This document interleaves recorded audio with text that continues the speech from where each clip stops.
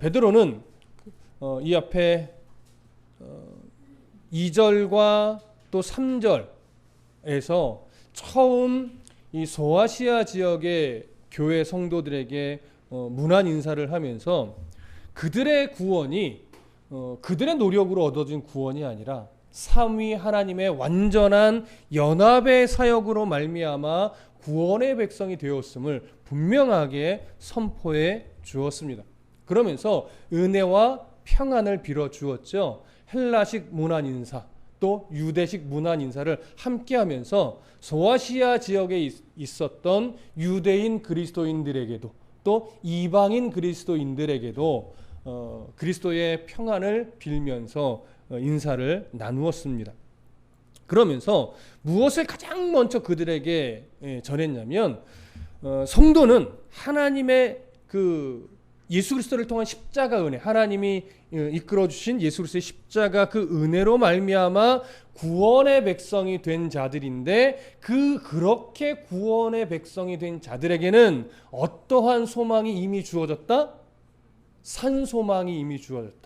산소망은 궁극적으로 마지막 때에 예수 그리스도가 재림하시면서 그 완전한 하나님의 나라가 우리에게 주어지는 것이지만 그 산소망은 지금 현실을 살아가고 있는 우리들에게도 영향을 미친다라고 말씀드렸습니다. 오늘 우리가 그 소망이 있기 때문에 이 현실을 살아나가면서 힘겨운 순간순간들을 기꺼이 이겨낼 힘이 생기기 때문에 그렇습니다. 베드로는 오늘 그렇게 선포했던 산소망에 대해서 조금 더 필요한 말씀을 전하는데, 자 4절 보겠습니다. 4절 함께 읽습니다. 시작. 썩지 않고 더럽지 않고 쇠하지 아니하는 유업을 잊게 하시나니 곧 너희를 위하여 하늘에 간직하신 것이라. 자 보세요. 베드로가요 산소망이 되는 하나님의 나라, 산소망인 하나님의 나라를 오늘 4절에서 뭐라고 표현을 하냐면 그 산소망이 되는 하나님의 나라는 썩지 않는 곳이고 더럽지 않은 곳이고 쇠하지 아니하는 곳인데 이런 곳을 이렇게 표현해요. 유업이다. 그런데 그 유업이 누구에게 주어지는 유업이라는 거예요? 바로 성도들에게, 우리들에게 주어지는 유업이라고 하는 게, 기업이라고도 표현할 수 있겠죠. 유산이라고도 표현할 수 있을 겁니다.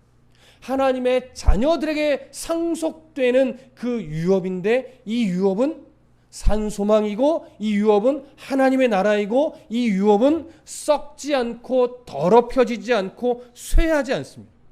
자, 왜 이런 표현을 하고 있느냐?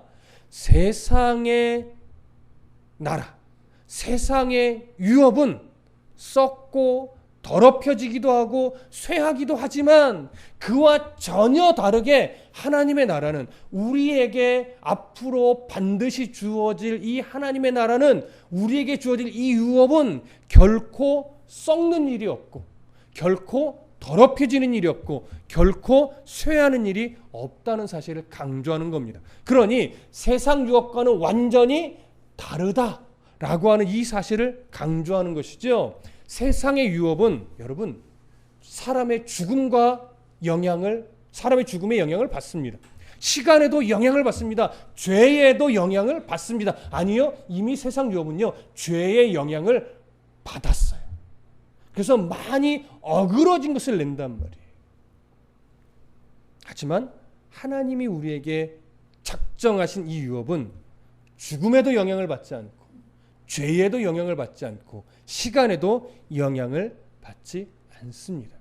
그래서 우리에게 약속된 이 유업은 정말 소중하고 귀하고 최고의 가치가 있는 것인데 예수님은요 이와 거의 동일한 맥락의 말씀을 이미 제자들에게 하셨었어요. 여러분 마태복음을 한번 가볼까요? 마태복음 6장. 똑같은 말씀은 아니지만 거의 같은 맥락의 말씀입니다. 마태복음 6장 19절과 20절을 보겠습니다. 마태복음 6장 19절과 20절. 자, 찾으셨으면 함께 읽겠습니다. 시작. 너희를 위하여 보물을 땅에 쌓아두지 말라. 거기는 좀과 동록이 해하며 도둑이 구멍을 뚫고 도둑질하느니라.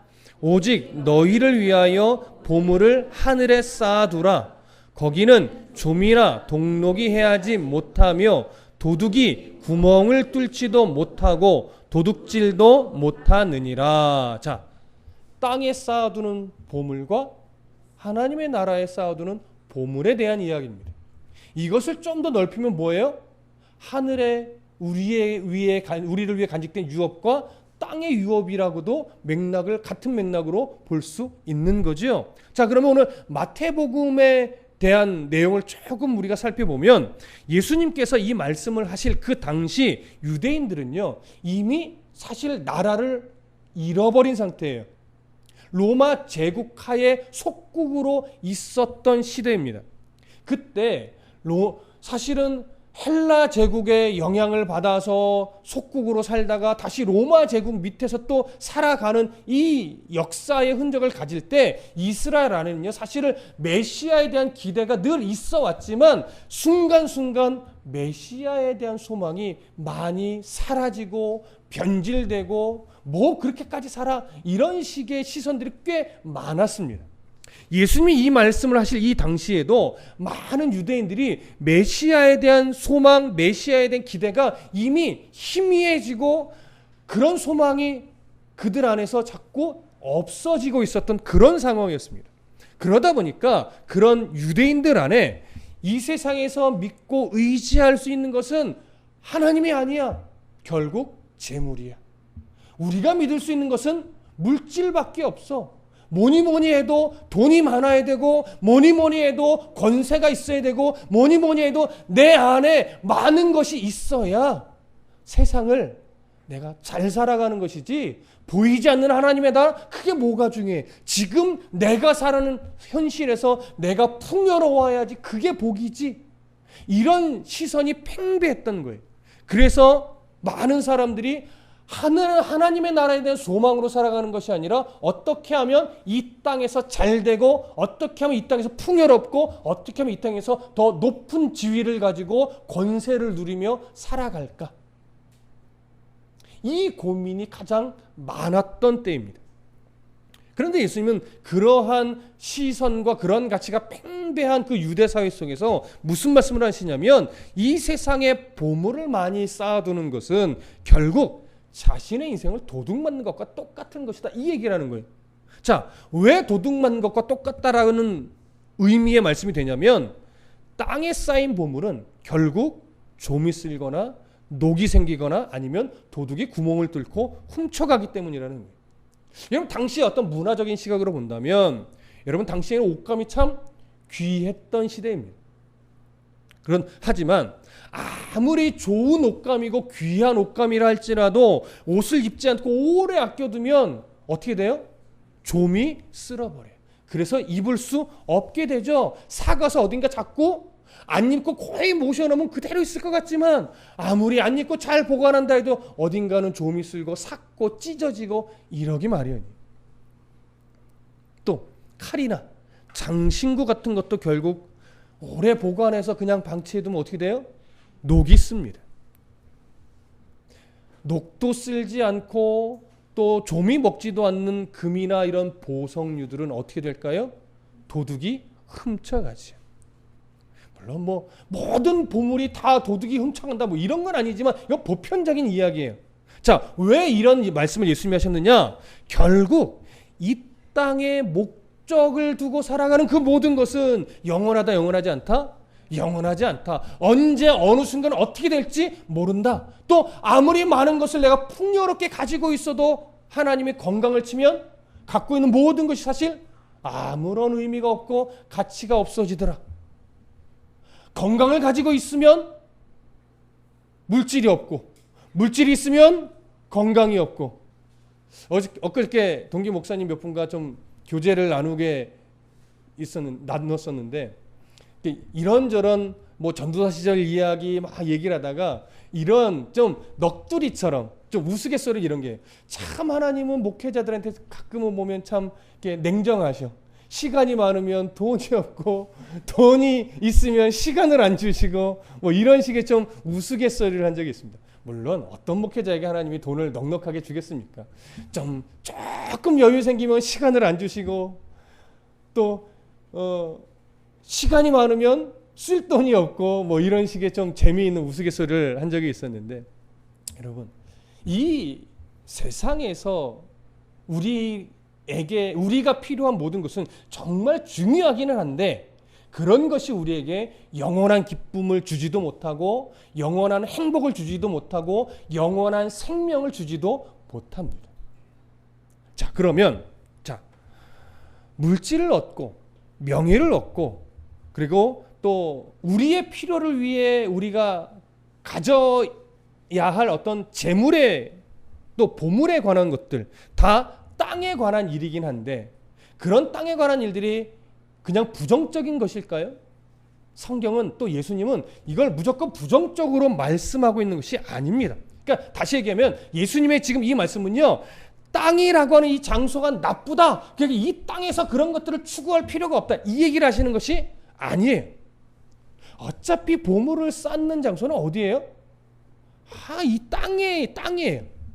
세상적인 일도 결국 땅에서 하는 것이고 종교적인 일들도 결국은 땅에서 하는 거예요.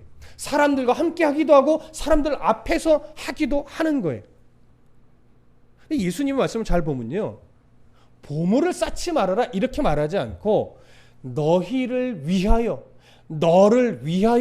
보물을 어디에 쌓지 말라? 땅에 쌓지 말라라고 하는 거예요. 그러니까 이 말은 가질 필요 없다, 벌 필요 없다, 일할 필요 없다 이 얘기를 하는 것이 아니라 땅의 보물을 이야기하는 것은 너의 인생의 최고의 목적과 최고의 가치, 절대적인 가치를 이 땅에 두고 살지 말아라. 왜냐하면 그것은 영원한 가치가 아니기 때문이라는 거예요. 근데 우리는 마치 우리가 추구하는 보물이나 명예나 권세가 이 땅에서 영원한 가치인 것처럼 여기며 그것에만 몰두하여 살아가기 때문에, 그래서 이 말씀을 하신단 말이죠. 예수님이 이렇게 말씀하시는 거예요. 오직 너희를 위하여, 오직 너를 위하여 보물을 어디에 쌓으라? 하늘에 쌓아두라. 왜냐하면 거기는 좀이나 동록이 해야지 못하기 때문이다. 도둑도 구멍을 뚫고 와서 훔쳐갈 수 없기 때문이라는 거예요. 결국에 하늘에 보물을 쌓아두면 거기만큼 안전한 곳이 없다라고 하는 것이죠. 이 말을요, 여러분 잘 새기셔야 돼요. 하나님을 위해 보물을 땅에 쌓으면 그 너를 위한 보물이 어디에 쌓인다는 걸까요? 하늘에 쌓인다는 거예요. 그러니까 보물이 가치가 없다 이것이 아니라 보물은 어떠한 동기와 어떠한 목적과 어떠한 방향성을 가지고 쌓아야 되느냐? 바로 하나님을 위해서, 하나님의 영광을 위해서, 하나님의 나라와 의를 위해서 이 땅에 보물을 쌓으면 너희를 위해서는 하나님이 그 안전한 하나님의 나라에 친히 보물을 쌓아 주신다는 얘기예요. 우리가 우리 힘으로 하나님의 나라의 보물을 쌓을 수가 없어요. 하나님의 나라의 보물을 우리를 위해 쌓아주시는 분은 하나님이에요. 그러니까 우리는 거꾸로 나를 위하여 이 땅의 보물을 쌓는 자가 되면 안 되고 하나님을 위해서 이 땅의 보물을 쌓는 자가 되어야 돼요. 이것이 신앙의 원리입니다. 근데 이 원리를 인생 속에서 발견해내지 못하면 대부분의 사람이 하나님의 나라를 위한다라고 하는 명분은 있으나 결국 나를 위해 이 세상에 이 땅의 보물을 쌓는 삶을 산단 말이죠. 이 분별이 정말 필요합니다. 이 분별을 갖기가 어려워요. 이 분별은요, 단순하게 말로 가르쳐지는 것이 아니에요.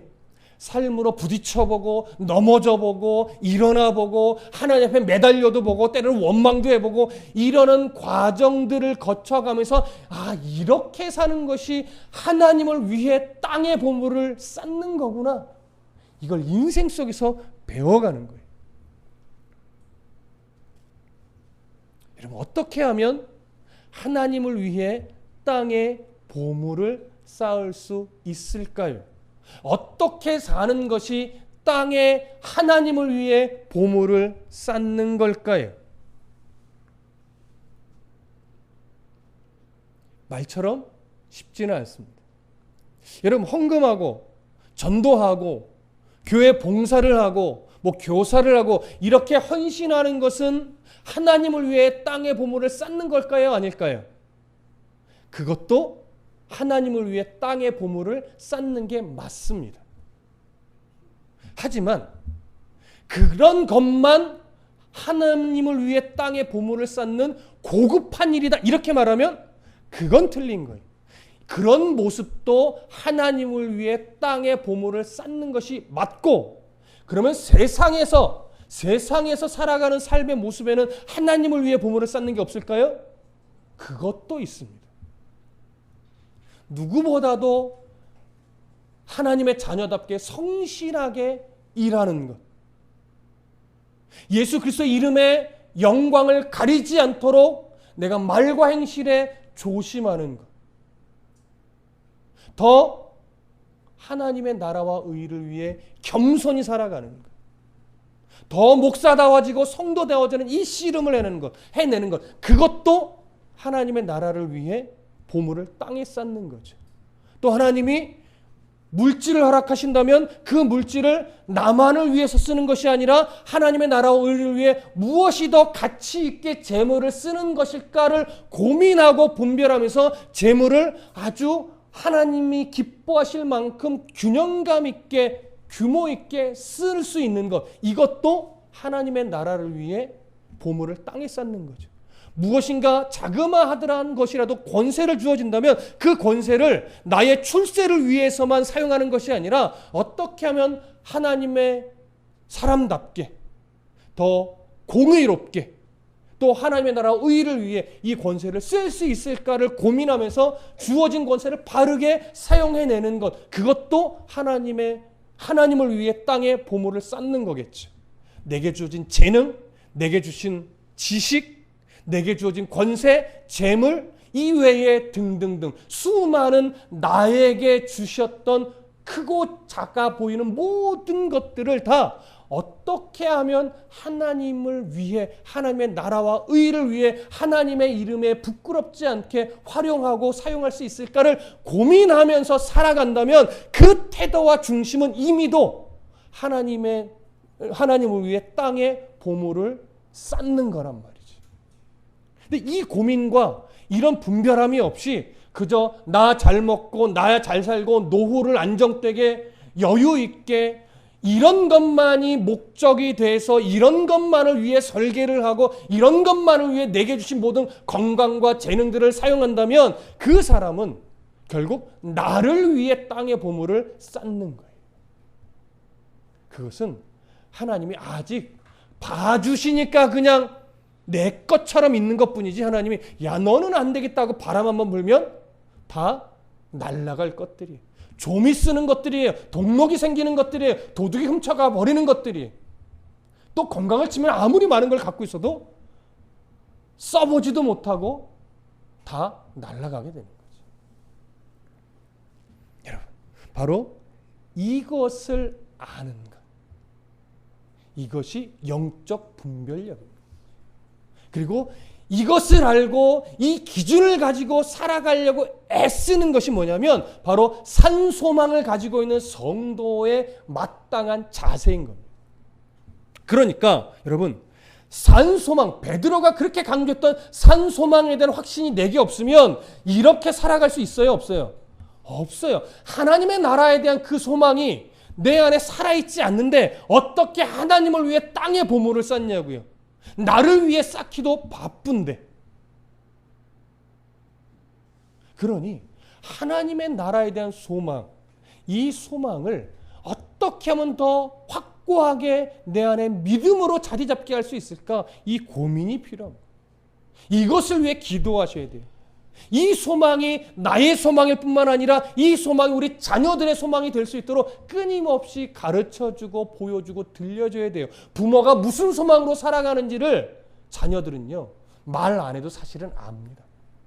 우리 부모가 돈에만 매여서 살아가는지 명예에만 매여서 살아가는지 정말 하나님을 사랑해서 어떻게 하면 하나님의 기쁨이 되기 위해 살아가는지 자녀들은 말하지 않아도 다 보고 느끼고 있어요. 그러니 부모의 이 삶의 태도 하나하나는 정말 중요하지. 그것이 산교육이죠. 여러분, 산소망을 어떻게 믿음의 유산으로 물려줄 수 있겠습니까?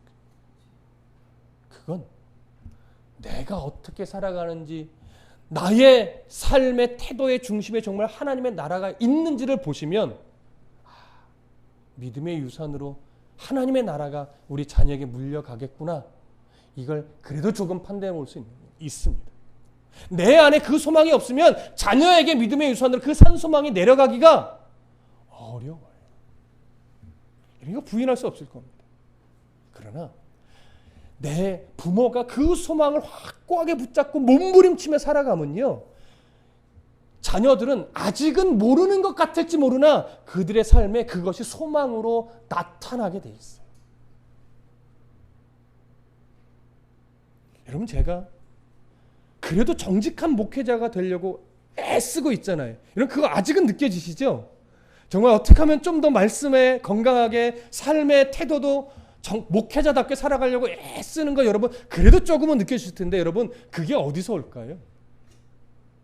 저의 부모님이 여기 있어서가 아니라 저는 어릴 때부터 얼마나 정직하게 사시려고 몸부림치는지 그걸 제가 사실 느껴요. 철드니까 그게 보여지더라고요. 철드니까.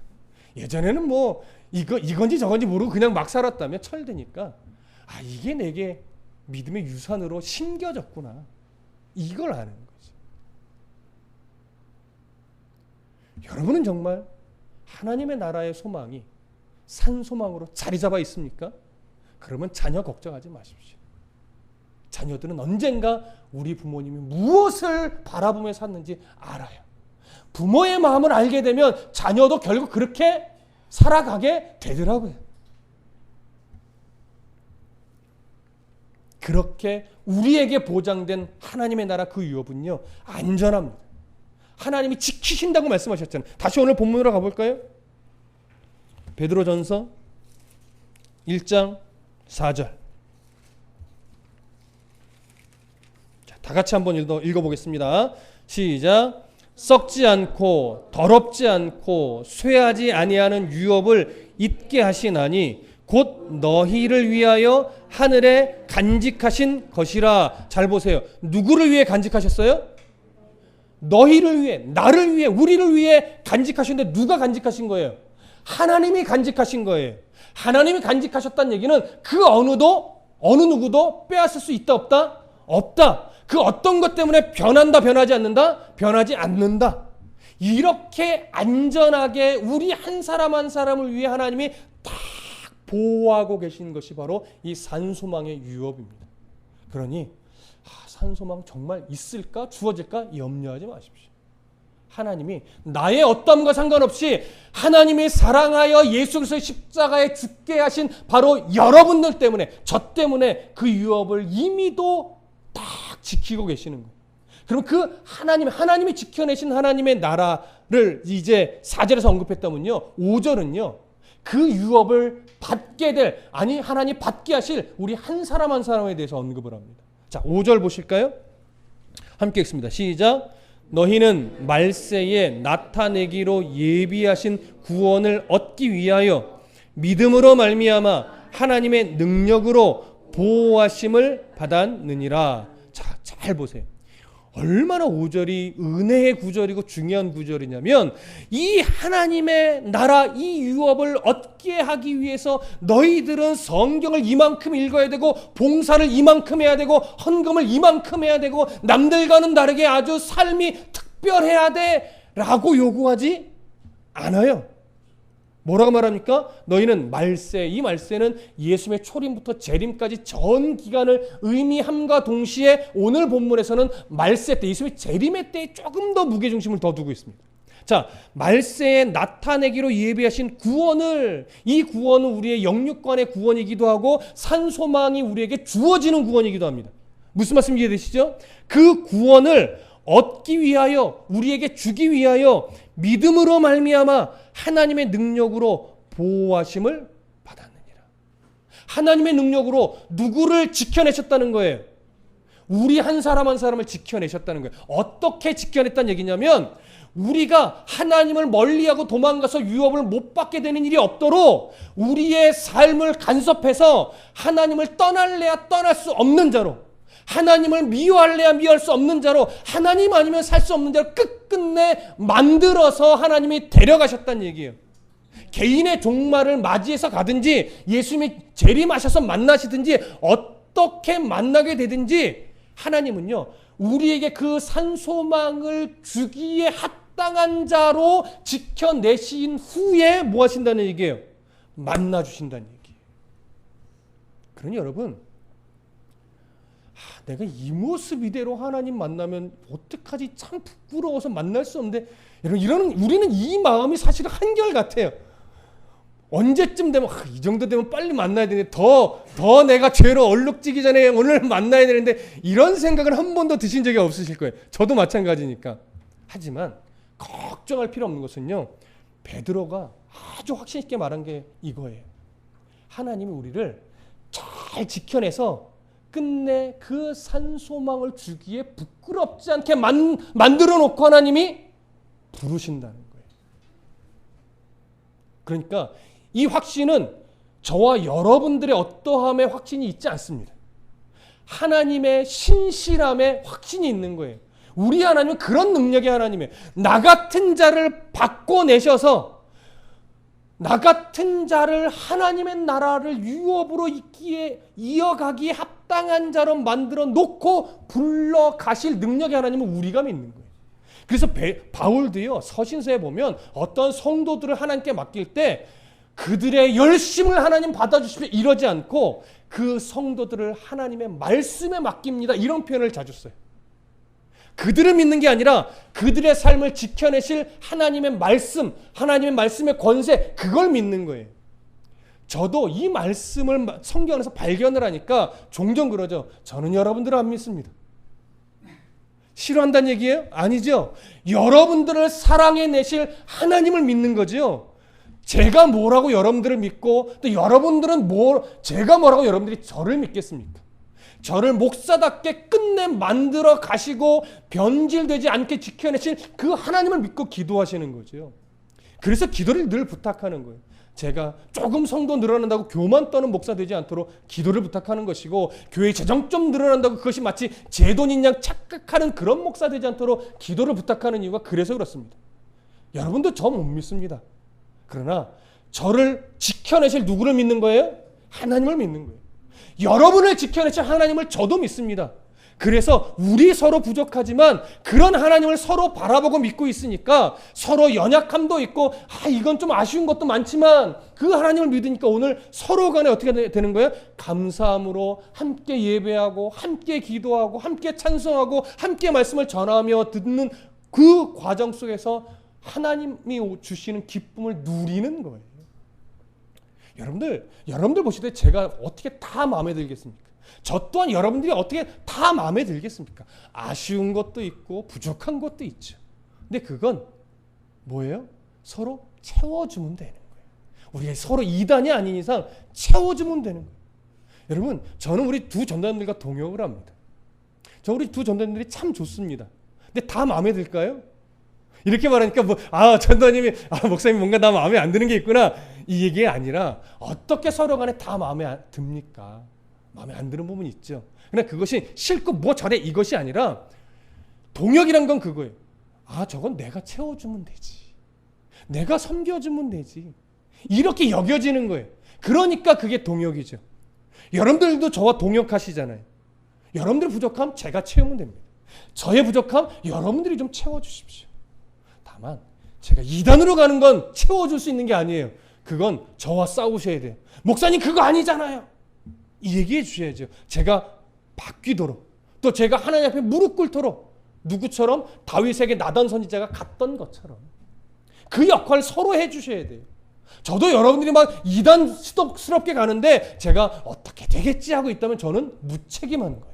그러니까 저도 그런 용기가 필요한 거예요. 여러분들에게 늘 사랑으로 품고 말씀 안에 나누지만 아닌 건 아니라고 말할 수 있는 용기가 저도 필요해요. 이렇게 말하면 성도가 나가면 어떨까? 이 고민 때문에 해야 될 말조차도 안 한다면 저는 제 책임을 다하지 못하는 거예요. 여러분들도 마찬가지죠.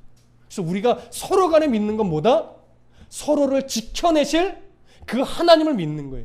그래서 담대할 땐 담대하게, 채워줄 건 채워주면서, 기다려줄 건 기다려주면서, 이해해줄 건 이해해주면서, 그렇게 함께 주님 오실 그날까지, 그 산소망이 우리에게 유업으로 주어질 때까지 함께 두 손 맞잡고 말씀 안에 믿음의 걸음을 걸어가는 겁니다. 우리 계속해서 이 건강한 믿음의 관계를 서로 잃어버리지 않을 수 있기를 간절히 소망합니다. 6절 함께 읽습니다. 시작. 그러므로 너희가 이제 여러 가지 시험으로 말미암아 잠깐 근심하게 되지 않을 수 없으나 오히려 크게 기뻐하는도다. 자, 6절의 말씀 간단합니다. 이렇게 우리가 믿음으로 결단하고 그래 이렇게 살아야지라고 아무리 결심해도 실제 현실에서 오는 어려움들은 여전히 어렵다. 이런 믿음으로 내 안에 충만하다고 해서 그런 어려움이 어렵지 않은 것은 아니다 이거예요. 근심될 수밖에 없다 이거예요. 그러나 하나님의 나라의 소망이 내 안에 확고하게 새겨져 있으면 잠시 근심은 할 수 있으나 그것이 잘못된 것이 아니라 이거예요. 예수님도요, 베드로도요, 그게 근심될 만한 일이라는 걸 뭐 하는 거예요? 인정하는 거예요. 근심이 될 수는 있으나 우리가 근심에 매이지 않고 오히려 기뻐할 수 있는 이유는 내 안에 이 소망이 확실하게 자리 잡고 있으니까 순간 근심하다가도 아 정신 차려. 베드로 사도가 약속했고 성경을 통해서 하나님 우리에게 늘 약속했는데 내가 왜 자꾸 이걸 잊어버리고 근심에 매이지? 나는 비록 근심된 일이 내 앞에 많이 있으나 나는 이 땅의 보물을 쌓는 자가 아니라 하나님의 나라의 보물을 쌓는 자잖아. 까짓거 견디면 하나님이 지켜내시겠지. 베드로도 약속했는데 너희를 지켜낸다고. 하나님의 나라의 그 유업을 지키고 있고 너에게 주시기 위해 지켜내고 있고 너도 지킨다고 약속하셨는데 내가 왜 이 근심에 매여서 오늘도 바보처럼 이러고 있지? 이 분별력이 생기는 거예요. 그래서 여러분 근심하셔도 됩니다. 뭐는 하지 마십시오. 근심에 매여서 허우적대지 마십시오. 그때마다 이 하나님의 약속을 기억하고 다시 털털털 털고 일어나서 분명한 이 약속이 내게 있는데 오늘은 내가 기쁘게 이 하루를 또 보내야지 라고 하면서 오히려 고난아 올 테면 와라. 나는 하나님의 사람이고 나는 하나님의 나라의 보물을 쌓는 자이고 그 소망이 내게 있고 하나님은 그 소망을 주기 위해 지금도 날 지켜내고 있고 하나님의 나라의 그 유업을 지금도 지키고 계시는데 나는 기꺼이 주님 날 부르실 때까지 또 주님이 오실 때까지 나는 이 믿음의 걸음을 기꺼이 걸어갈 것이다. 이런 담대한 외침이 저와 여러분들의 삶 가운데 정말 확고한 믿음의 외침으로 일어나기를 간절히 축복합니다. 기도하겠습니다.